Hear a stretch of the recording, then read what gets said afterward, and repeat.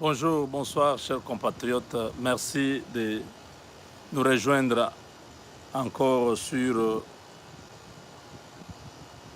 le Congo est à nous et sur Moubenga TV. C'est un honneur de savoir que vous êtes là tous les jours en train de suivre pas à pas l'actualité de notre pays au travers notre chaîne d'information.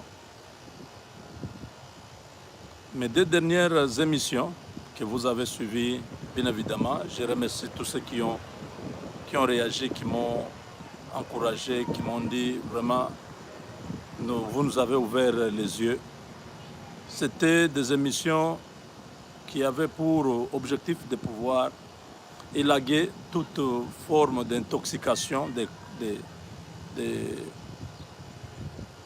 des gens qui ne comprennent pas le sens de notre combat. Nous avons voulu aller très loin. Même aujourd'hui, nous allons un peu essayer d'en parler, mais pas en profondeur, juste pour clore ces dossiers liés aux activités secrètes que la Kabylie, au travers les partenariats qu'elle a avec des compagnies multinationales russes, chinoises et tous les autres de l'Asie, leurs ramifications pour que vous puissiez comprendre pourquoi nous ne voulons pas que le président Félix Tshisekedi accepte tout ce qui est du FCC au nom de la démocratie, au nom de la coalition. Cette coalition-là, si nous allons dans la logique, cette coalition ne doit pas exister parce que même le peuple n'en veut pas.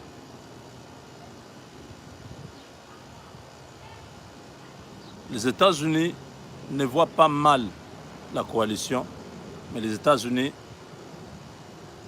rappellent au chef de l'État qu'il a un engagement. Il a dit qu'il va combattre la corruption.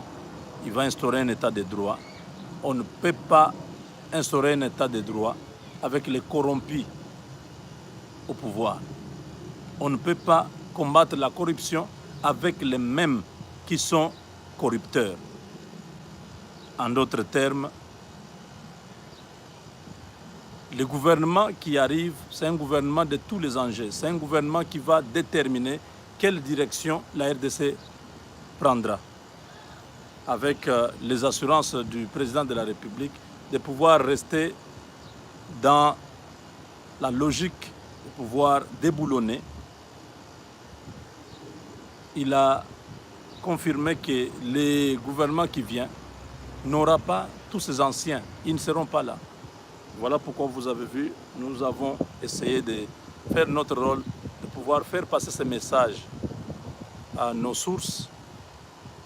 Il y a des gens qui nous ont dit que non, ne dites plus, les sources c'est la Maison Blanche, les gens qui sont proches de la Maison Blanche. Nous savons que tu as des sources, parce que les choses que tu as sorties, c'était des choses qu'on n'a jamais entendues, ni dans les médias congolais, ni encore même dans les médias internationaux. Ce sont des choses, parce que quand il y a eu des gens qui ont commencé à nous vilipender, à nous diaboliser, à se moquer de nous, à nous humilier, nous nous sommes dit, bon, vous nous avez donné ces informations, regardez maintenant ce qui se passe. Alors c'est comme ça qu'on nous a donné l'autorisation de dire, comme ces gens-là n'ont pas compris ce que tu étais en train de dire, dites-leur maintenant, un peu en vrac, tout avec des détails pour que les gens comprennent que des fois quand nous ne parlons pas de manière à s'ouvrir, à faire, comment à détailler les choses. Nous disons des choses, des fois nous disons non, Monsieur le Président, en tout cas ça, ce n'est pas bon. Quand nous disons ce n'est pas bon, parce qu'il y a des choses qui font que ça ne soit pas bon. Il y a des gens qui sont en train de vous suivre. Il y a les services secrets américains qui suivent tout ce que le président Félix Tshisekedi fait. Tous les contacts, tous ces déplacements. C'est eux qui lui disent va là-bas, ne va pas ici. Tout est contrôlé. Il y a des endroits où le président Félix n'est pas parti. Pourquoi? Ce n'est pas parce que lui n'a pas voulu partir. On lui a dit là-bas, n'y allez pas. Parce que là-bas, regardez ce qu'il y a, regardez ce qu'il y a. Le président Félix est allé dans beaucoup de pays de la SADC. Pourquoi il n'est pas allé au Zimbabwe?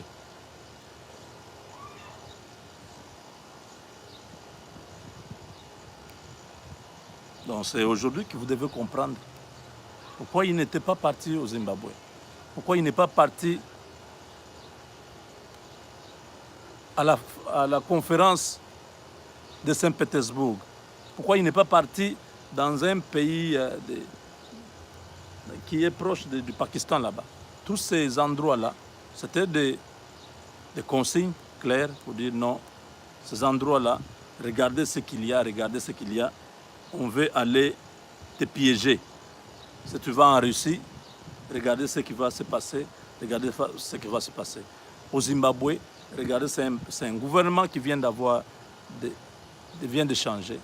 Mnangagwa, qui est le président qui est là, est déjà dans la corruption.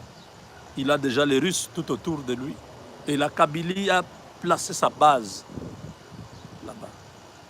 Nous n'étions pas obligés de dire toutes ces vérités, mais nous avons sorti ça pour que ces gens-là, qui croient qu'eux aiment Félix Tshisekedi plus que tout le monde, puissent se taire, qui comprennent que s'ils ne connaissent pas quelque chose, qu'ils ne puissent pas chercher à se faire grand dans une histoire que vous ne maîtrisez pas. Parce que moi, je ne peux pas ici amener des sujets du genre à fabriquer mon histoire et venir vous raconter. Il s'agit de notre pays.